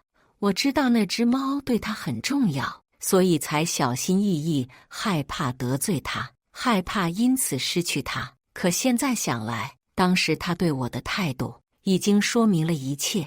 我忍住恶心，跟许然说：“没结果的，许然，我们没有以后的。”“怎么不能？”许然有些失控，大声喊道：“为什么？我承认我之前对你没上心，可是我们都在一起这么多年了，你没有不舍吗？”看，许然的眼中还是只有自己。他上一个月在觉得我闹，要我回去，都是因为他觉得被甩的应该是我而不是他。在他眼里，我是没资格提分手的，再不舍都过了。我打开手机，翻出相册，递到他眼前。那是我跟沈毅出去玩的照片。我喜欢记录生活，碰巧他也是。他不会觉得我们加起来都快60岁的人还拍照会很幼稚。抱歉，我现在有男朋友了，我很在意他。当然，我也祝你幸福。谁知道刚说完，许然一把抓住我的手，一手捏住我的下巴，俯身下来，啪！我给了他一耳光，然后对他说：“许然，别逼我恨你。”他满眼通红，放我离开。回家后，我马上跟沈毅说了发生的事情。沈毅不放心我一个人住，连夜把我接回了他家。我首先说明哈，我只住几天。我把手环抱在胸前，跟沈毅说：“放心嘛，你睡主卧，我在隔壁。”啧。没想到你不仅长得年少，思想也还比较纯洁嘛。谁知道沈毅不服气，一把拉我过去，然后环住我的腰，轻轻地吻了上来。男人是不能说纯洁的。他在我的唇边轻轻地说道，这个吻很轻很温柔，就像他的人一样，给我踏实感。所以也不算是同居，但我还是搬到了沈毅家里，2个人各住一间卧室。我没想到，在我下班的路上，还会再一次遇到许然。他不由分说，一把把我拉到了他的车里。我打算叫人的，他却捂住了我的嘴：“肖小，别叫，我不耽误你的时间。我只想跟你说一个故事。你不觉得你现在很可笑吗？”许然，我其实已经非常生气了。我承认我以前犯贱去招惹他。我以为他就算是块钢铁，我那颗炽热的心也会把它融化。那么多年过去了，爱意早被磨光，剩下的只有执念。如果不是思念回来，我可能看不清自己。我当然没有怪许然不爱我，一切都是我自找的。现在哪怕他跟思念已经没有可能了，与我又有什么关系呢？许然把我按在副驾上，系上安全扣，望着我说：“就一会，我不会耽误你太多时间。”我其实已经生气到极点了，但是我极力在控制自己的情绪。许然一向理智，我不知道为什么他会如此失控。你说吧。我尽力让自己冷静下来，大家都是体面人，我不想把场面闹得太僵。好一会，许然才缓缓开口，说出来：“你可能不信，我是一个非常自卑的人。”哈，我都忍不住惊讶。至少在我跟他这么多年的时间里，我不觉得他会因为什么自卑心理，所以不敢爱我。我跟思念分开，是因为他出国的时候跟我说，我什么都没有，他不可能在一个没有未来的人身上浪费感情。你觉得很可笑是不是？许然笑得很落寞，继续开口：我跟他是大二认识的，因为学校的比赛，我的项目是第1名，他输给了我，所以他告诉我他要赢我。我那个时候其实一心只想好好研究课业，可一来二去，见面多了，自然就走在了一起。他是个很优秀的人。许然停顿了一下，看了看我，才又接着说：我承认我很喜欢他，他是一个自律骄傲的人，我在他身上学到了很多，也因为他，我也不断在进步。我一直以为我跟他会携手走很久，直到快毕业，他说他想去外面看看，我打算跟他一起去，也着手在筹备，但是很遗憾，他没有选择我。他说他在我身上已经找不到他仰望的点了。老实说，自从那次后，我从来没有再跟他前女友见过面，在大学里只是侧面了解过。我知道他优秀，但是许然也不差，他们在一起可以说是旗鼓相当，所以我拼命去努力，是想证明给他看我的能力。所以我不允许自己犯错，我不允许自己不够优秀。他回来提出见一面的时候，我没有拒绝。我当时只有一个念头，我想跟他证明我现在过得有多好，我想让他后悔。但真的见面后，我发现很多东西其实一点都不重要了。我当时只想赶紧回家。我承认我没有解释，是因为我不想把我不堪的这一面说给你听。潇潇，我爱你，跟你在一起我很踏实。我知道我以前很自私，用报复别人给自己做挡箭牌，以至于忽略了你的感受。可是我们都一起这么多年了，我会改。我想跟你一起走下去，你愿意再给我一次机会吗？不愿意，我毫不犹豫的就拒绝了。许然的眼泪都在眼眶里。许然，我们放过彼此吧，我们都见证过对方最狼狈的一面，但我觉得开启新的生活更重要。我不想在回忆里转圈了。说完，我听到玻璃窗有声音，我转过头，发现是沈毅。没有犹豫，我打开了车门。许然赶紧收好了自己的情绪，跳下车时，我对他说：我是真的希望你能幸福。然后奔向了沈毅。我下班的时候给你发消息说，正好要来附近办事，可以等你下班。我挽着沈毅的手，把刚才发生的事情都给他说了一遍。沈毅对我说，作为一个局外人，我不知道该怎么去评价他，但我很感谢你的真诚。今天回家吃吧，我给你做。我笑了笑，还是我来做吧，我比你做的好吃。然后我们一起去了超市，买了很多东西。第一次我在家里没有做饭，而是别人做饭给我吃。沈毅说，女孩子的皮肤这么娇嫩，她才舍不得让我去忍受油烟味。吃完饭，我们一起窝在沙发里，重温了以前的一部老电影《真爱至上》。有情人要到最后才能终成眷属，这是里面的一句台词。然后我抬头去看沈毅，随后一个甜蜜的吻就向我袭来。虽然点到为止，但我觉得很安心。我以前见过你。沈毅突然对我说，不是吧，这又是什么狗血剧情？我发誓我真的没见过沈毅。但是沈毅没有接着说下去，在我要发出疑问的时候对我说，保留一些神秘感哈。我丢枕头过去给他，然后我们笑作一团。我再一次听到许然的消息，是琪琪跟我说的。也对，那天过后，我就拉黑了他所有的联系方式，自然不知道他的近况，但是我也不想知道。琪琪把一个盒子放在我面前，说这是许然让他给我的。我打开一看，是一颗钻戒。我当时就愣在了原地，连琪琪都发出了惊呼声。我不知道他葫芦里卖的是什么药。许然好像挺惨的。琪琪先开口，他来找我的时候，整个人都不太好的样子，很萎靡。然后他什么都没说，给了我这个盒子，让我交给你，同时让我转告你，祝你幸福。这个戒指我是认识的，分手的前段时间，我们一起去逛街。我那天突然心血来潮，拉着他跟我去试了试戒指，这颗就是我看中的那一颗，只不过他没有买给我。然后琪琪拿出了一个信封递给我，里面有2张照片，一张我的单人照，那是许然送给我拍立得的当天，我让他给我拍的。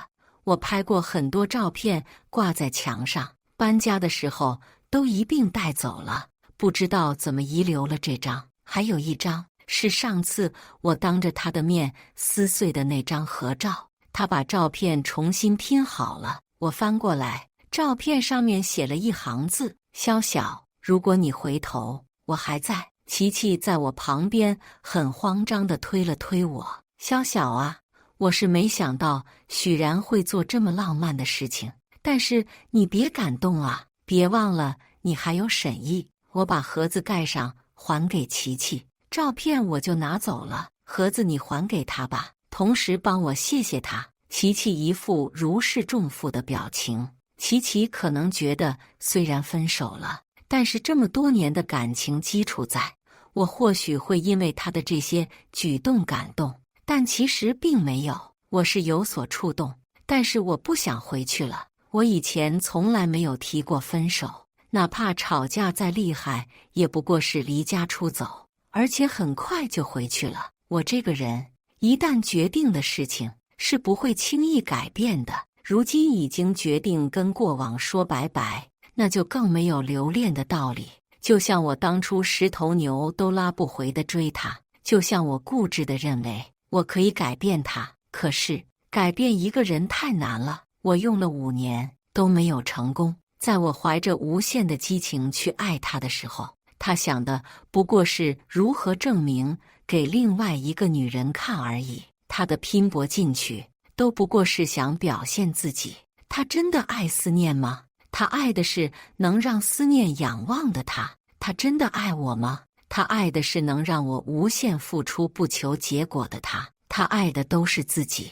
我跟沈毅说起这件事的时候，他反而表现出了理解。他说，大家都是在磕磕碰碰中学会去爱，但是只有双向付出才会有结果，不管是不是好的结果，这样大家都不会留遗憾。他宠溺地把我拥在怀里，告诉我，那就以后我们一起再去摸索吧。是啊，许然教会了我成长，哪怕最后没有结果，我现在依旧感激他，感激他教会了我以后如何去爱，也感激他的优秀，激励我不断进步与成长。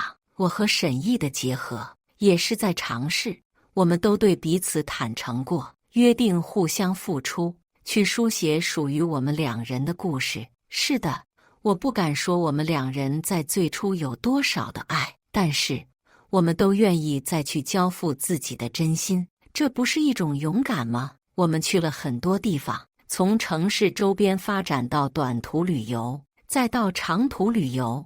我们去欣赏一花一草，去听鸟鸣蛙叫。我们为了看日出，能爬山爬到筋疲力尽，还呵呵傻笑；为了看珊瑚和鱼群，负重到海底差点缺氧；为了等星空，在山顶扎帐篷，冷得瑟瑟发抖。我甚至还去了人生中的第1次音乐会，在现场兴奋地大吼大叫。我居然还和沈毅去尝试了滑翔。当从10000米高空坠落下来的时候，我张开双臂，感受风从耳边呼啸。那一刻，除了震撼，没有任何的感受，也发现原来世间还有这么美好的事情，我以前都没去体验。我和沈毅约定，以后不管再忙，都要留出时间来放空自己。1年后，沈毅为我准备了盛大的求婚仪式，我没有流泪，只是望着他笑。我希望有他和我一起去感受和见证彼此在这个世界的经历，我觉得很快乐。在1年后，我和沈毅结婚了。结婚当天，我没想到许然会到，我以为我们永远都不会再见了。2年多过去，回想之前的种种，其实都变得云淡风轻。他说，他去年刚去参加了思念的婚礼，他对我说，恭喜我终于找到自己的幸福。沈毅邀请他跟其他宾客坐在一起，在台上望着眼前还一副娃娃脸的沈毅，我高兴地回答了一句，我愿意，我愿意和他一起共度余生。余光中，我看到了许然，他微笑地望着我，脸上全是泪水。我看到了他的唇语，似乎在说再见。完结。许然的番外一，我从来没有想过有一天萧晓会走。他说我不爱他，我真的不爱他吗？如果不爱他，在知道他不回来的时候，为什么心会那么痛？我已经很久没有过这种感觉了，一种要把我的灵魂剥离的感觉。我见了思念，那天没有任何事情发生。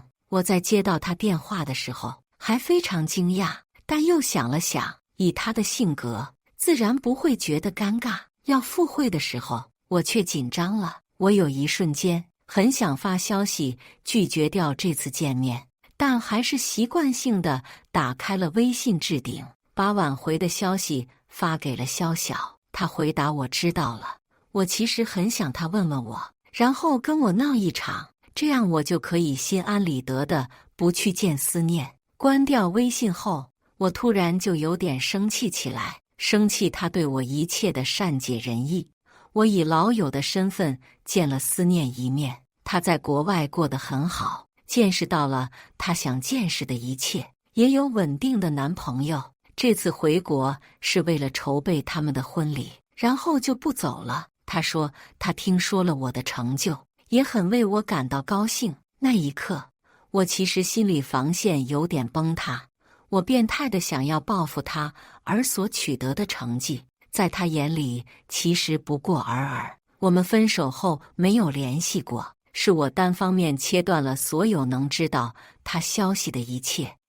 当时年少轻狂，自尊心太强，但其实对思念来说，我不过是一个他生命长河里小小的一段经历而已。我却为了执念折磨自己那么久。回到家后，萧晓躺在床上打游戏，他什么都没有问我，我却突然有点赌气。良久，他从背后抱着我，声音里面没有一点情绪。他问了我思念的事情，没想到他都知道，我却不知道该去解释什么了。第2天回来时，家里就空了。打开门，我以为走错了家，猫不高兴地蹲在门口，对我喵喵叫了2声。我跑去卧室，一尘不染，没有一样能证明萧晓生活过的痕迹。客厅里挂满的照片，如今只剩下空荡荡的一面白墙，连他最喜欢的一套餐具都带走了。我瘫坐在沙发上，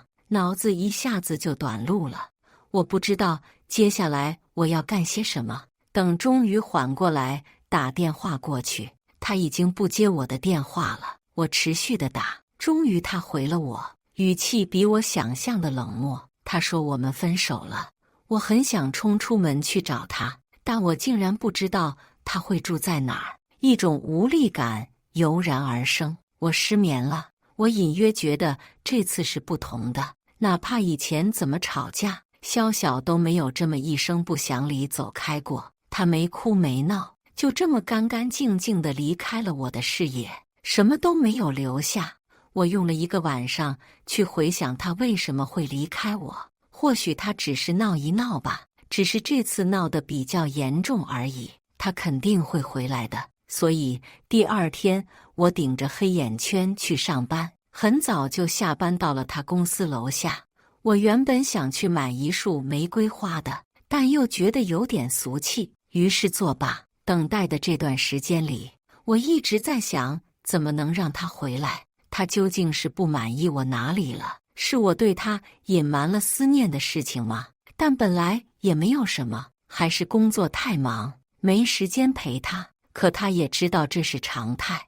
我回过头去想我们的第一次见面，其实那个记忆已经很模糊了。如果不是萧晓经常会提起，我可能早就忘了。他是大一新生，对他的印象只有来他找我敬酒时，红扑扑的脸蛋，笑起来很甜。那个时候我已经跟思念在一起了，所以也没怎么关注过他。他真正出现在我的视野里，是我跟思念分手以后。他说知道我进了不错的公司，想来学习一下，问我能不能把以前的学习资料给他。想着大家都是同专业，资料对我来说已经没有用了，我答应给他。他约我在校门口的奶茶店见面，很远就跟我打招呼，跳起来的样子像个兔子，马尾辫一摇一摇的，很灵动。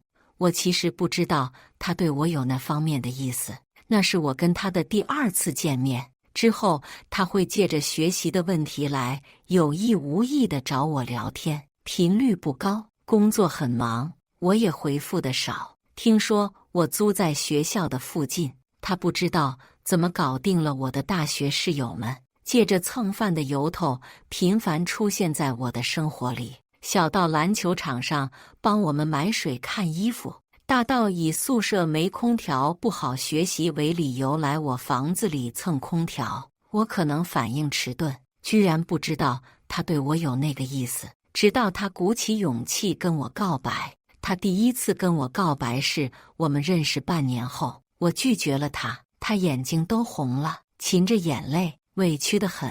他问我是不是嫌他太小了，我说不是，只是想好好工作而已，只想让思念后悔而已。我以为他会走，但他消失了一段时间后又出现了，就像是什么事都没发生一样，混在我的室友圈里，借机接近我。有时候我也在想，这个小女孩不知道能坚持多久，而这一过就是2年。第二次他问我能不能以女朋友的方式待在我身边的时候，我同意了，但我也跟他说了，或许我的爱没有多少，我不知道我到底对萧晓是一种什么感觉。我觉得我不爱他，但是我又希望能看到他，我很矛盾。我没办法跟任何人说我的感受，但我相信他会回来的，就跟之前的无数次一样，只是这次他生的气比较久而已。而我生气的是，他居然搬走了没几天就有心思去见新的男人。他又说了我不爱他，没有去找他的日子里，我把我们走过的路都一一走了一遍。以前觉得很普通的地方，一个人去反而生出了几分惆怅。我也没想到在一起的点点滴滴，我居然还记得那么清楚。我去了我们学校外的奶茶店，居然在墙上的便利贴留言板上找到了萧晓留下的内容，是他一向喜欢这种小玩意，装修家里的时候就执意要让我给他辟出一块地方。他说这是经历，很多事情都会忘记，但是照片会让我们想起当时的情景，不管是开心还是难过。我从墙上撕下来他的字条，上面写着只愿君心似我心。在人来人往的奶茶店里，我的眼睛莫名的酸了。他不在的日子里都是煎熬，我已经很久没睡过好觉了，每天起来左边都是空荡荡的，尤其是周末起来，昏暗的房间里除了我的呼吸声什么都没有，这种空旷感令人窒息。我想起每个周末他都会起来做好早饭，把自己收拾妥当，然后拉我去逛各个地方。我不喜欢去人多的地方，觉得很吵，所以也经常因为工作拒绝他。他可能后来习惯了，就很少约我出去。他有自己的朋友圈，我相信会比跟我出去更有趣。但现在我觉得我好像错了。我拿着相册去找他，他很伤心的哭了，我心都疼了。想抱他在怀里，想把之前没做的事情都弥补给他。可是他告诉我他有男朋友了，才过去1个多月，他肯定是在报复我。可他好像真的不需要我了。我不知道我是怎么回的家，家里很乱，全是酒瓶子，不知怎么的。我觉得这次我好像真的要失去萧晓了。我疯狂地想从以前的点滴温情片段来慰藉自己，像个傻子一样翻看我们之前的聊天记录，那些只言片语，没想到只能用来回忆了。但是他忘了一张照片，那是他生日那天，我送他的拍立得给他拍的，他放在了书房里，说只要我工作苦了累了，看到他的照片就会开心了。是的，他笑得很开心。我把照片紧紧地拥在怀里，偌大的房子里，只有眼泪无声落下。我托琪琪帮我把礼物带给了他。我原以为他至少会有什么话对我说，直到琪琪退回来戒指，他只说了谢谢我。我终于明白，我已经彻底失去他了。我知道他的性格，如果不是下定了万般的决心，他不会这么决绝的要跟我划清界限的。只是认识的7年，朝夕相处的5年，他的一举一动，一颦一笑，已经深深地刻在了我的脉络里。而我没有珍惜他，所以我失去了他。我有时候在想，我自己又何德何能让一个女生为我付出这么多呢？我是活该。哪怕我想为他改变，想去弥补他，可是他已经有更好的人了。沈毅，我见过他，他是隔壁大学的，我们一起打过篮球，听说他也很不错。如果萧晓能过得很好，我也没什么遗憾了。30岁，我失去了我爱的人和爱我的人，或许就是上天对我的惩罚吧。这几年，偶尔我会从朋友那儿知道萧晓的消息，看到他开心的模样，是和我在一起从来不曾有的。听到他结婚的消息时，我还是忍不住的心痛。我以为几年过去了，我会变得不在意，可是那些经历提醒着我，我们一起度过的每一天都不是可以轻易忘记的。我没有去打扰他，就像个无事人一样，按部就班的工作。我去参加了思念的婚礼，衷心祝福他幸福。我也去参加了萧晓的婚礼，他没有邀请我。我备好礼物，来到现场，看到他还是跟以前一样可爱机灵，只是新郎不是我。看着他在台上微笑的模样，我很替他开心，只是眼睛就突然模糊了。他离开后的每一天，我都在记录星空的模样。我送给他的结婚礼物是整片的星空，一闪一闪亮晶晶，留下岁月的痕迹。再见，我的爱人，再见，我的青春。感谢大家的观看。本期影片大家觉得是第1个故事精彩，还是第2个故事精彩呢？欢迎大家在下方评论区讨论。如果你喜欢这类故事，记得点击订阅微光夜读，并分享给更多的人，这会对我帮助很大。再次感谢大家的观看。